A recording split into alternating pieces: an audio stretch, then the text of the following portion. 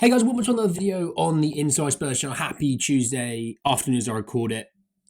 Afternoon/evening as you see it. I hope you're okay, hope you're right, hope the day's treated you well. Well, this is the Bournemouth versus Spurs preview in the Premier League. And it's a game that I think we're all maybe a bit nervous for. We're all looking forward to, though, at some degree. So Thursday, 8:15 p.m. kickoff. So it's a late kickoff. This is a fascinating game. Bournemouth, obviously, really coming into this game probably as confident as they probably could be off of a 4-2 away win to Bournemouth. They beat Man City only a few weeks ago. We've done it twice, so not to brag. Then again, who hasn't beaten Man City recently? Obviously, then losing to Brentford in that time and losing to Brighton that time, but also drew away to Villa Park, beat Man City, beat Wolves away. So 3 wins out of 5, 2 losses, but 2 competitive losses. That's not too bad. And this is a team that we played last season when we did play them. And I'm talking about the corresponding fixture, which was Bournemouth away. We won 2-0. And this was the 26th of August. So chance window still open at the time. This was a team that had only probably played in a couple of games. This was their 3rd game under their new manager. And everyone thought, they're in trouble this year. He's getting sacked in the next few weeks. X, Y, and Z. Turns out they finished near mid-table. This season right now, let's just bring up where they are, just to give you an idea. They're 13th, so pretty much where they finished last season. They're only 2 points behind us. They're technically 5 points behind Brighton in 4th. So still having a solid season. 5 wins, 3 draws, 5 losses in those 13.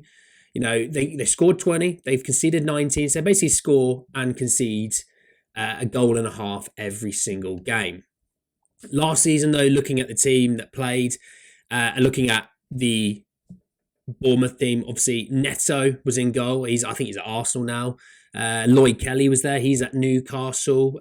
Dominic Solanke, obviously at Spurs.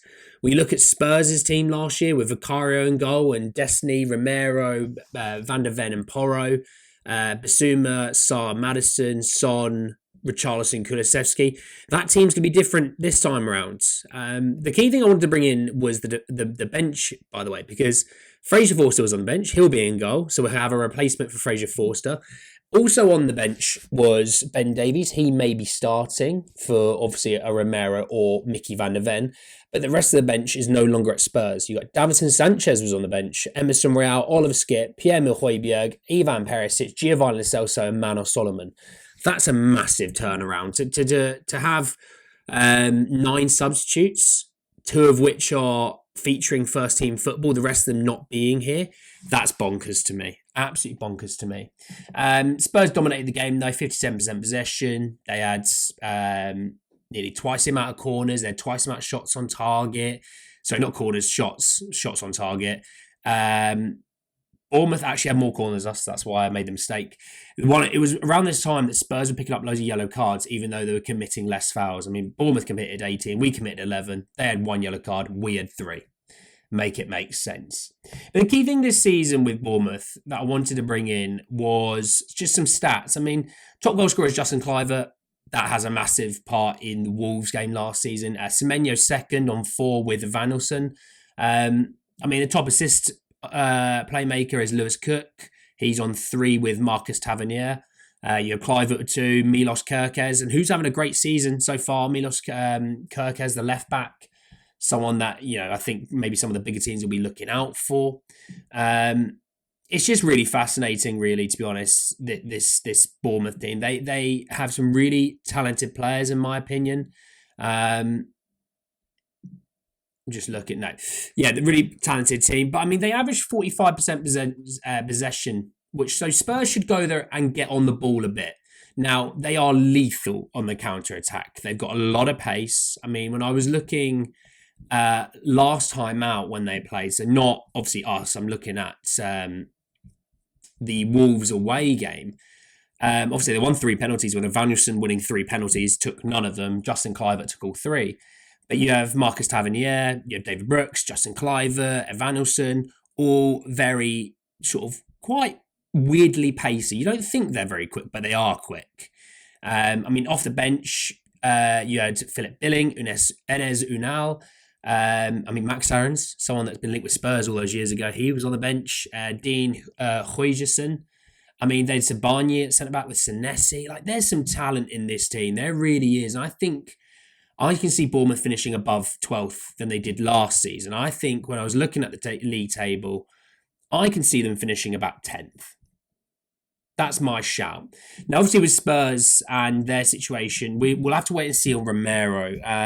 Obviously, you'll have Fraser Forster in goal. Destiny will be left back. Will they go the Spence route? I don't know. I would like to see Spence, especially, obviously, Chelsea at the weekend. It'd be good maybe if Porro does come into that game with a bit more fitness. Centre halves, right now on the face of things is Ben Davies and Radu Dragusin, but Ange did say Romero was touch and go for the weekend with, an extra, we played on the Sunday, but obviously that was on the Friday that came out. So with an extra sort of 5 or 6 days, is Romero good to go? If he's good to go, he starts. Without question, he starts. The midfield three, you'll have to think that there really isn't the options that everyone thinks. Archie Gray might be injured from obviously the weekend. He went off limping. You've not got Bentancur. I would say Basuma, Sarr, and Maddison might be the play there. Will they go Basuma, Sarr, Kulu, or Basuma, Kulu, and Madders? I don't know. I'm just thinking of the front three, really, because Solanke is back and he's past his illness, because if he has, Solanke's going to be back and he's going to want to play, obviously, against his former club. Sonny out on the left. Do they go Johnson or Kulu? Because if they go Kulu, obviously, then it'll be Basuma, Sarr, Maddison. But they might also look at it and go, we got Timo coming off the bench, got Lancashire off the bench. Maybe we go Maddison and Kulu with Basuma as the holder, and then Johnson on the right. And then if you want to change things around, maybe you go Kulu, then goes out on the right. Let's say Johnson got substituted, for example. You go Kulu out on the right, and then you pop Sarr into the midfield if you need more control. You're going to get time on the ball a little bit, but in terms of possession, I'm not saying they'll press us or anything, but you'll get some possession ability. But this is a weird one for me. I'm not too confident on this game personally. I'm going to go 2-2. I don't think Spurs are winning this game. Look, if Romero and Solanke aren't playing, then I don't think Spurs win this. I don't think we get a draw. I think we'll lose. But if those two both play, then I definitely think a draw is on the table. A win wouldn't be shocking. Obviously, you're bringing back a World Cup winning centre back, and an England striker. That is a huge addition wise to your team. But I'm going to go 2-2 just on the face of things with Ben Davies and Dragusin start centre back. I think Solanke will play. We'll see about Romero, but I think that's where I'll go is 2-2. My goal scorers, I think Sonny and Johnson.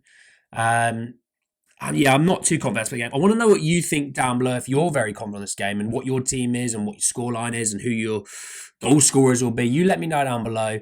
Thanks very much for watching, and I'll speak to you all very soon. Take care. Peace.